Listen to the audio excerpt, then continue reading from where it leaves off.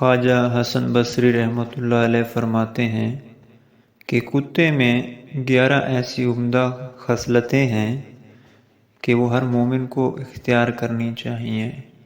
Number 1، وہ بھوکا رہتا ہے اور یہ آداب صالحین میں سے ہے۔ نمبر 2، وہ تھوڑی چیز پر قناعت کرتا ہے اور یہ علامت صابرین میں سے ہے۔ نمبر 3، اس کا کوئی مکان نہیں ہوتا اور یہ علامت متوکلین سے ہے۔ نمبر 4، وہ رات کو بہت ہی کم سوتا ہے، یہ صفات شب بیدار اور علامات محبین سے ہے۔ نمبر 5، جب مرتا ہے تو کوئی میراث چھوڑ کر نہیں مرتا، یہ صفات زاہدین میں سے ہے۔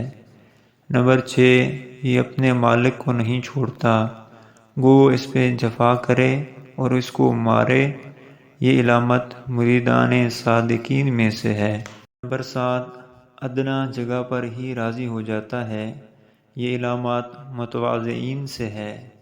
نمبر 8، اس کی رہائش گاہ پر کوئی غالب ہو جائے تو اس کو چھوڑ دیتا ہے اور دوسری جگہ چلا جاتا ہے اور یہ نشان راضین سے ہے۔ نمبر 9، اس کو ماریں اور پھر ٹکڑا ڈالیں تو فوراً آ جاتا ہے، مار کا کینہ نہیں رکھتا، یہ علامت خاشعین میں سے ہے۔ نمبر 10، کھانا سامنے رکھا ہوا دیکھتا ہے تو دور بیٹھا ہوا تکتا ہے، یہ علامت مساکین میں سے ہے۔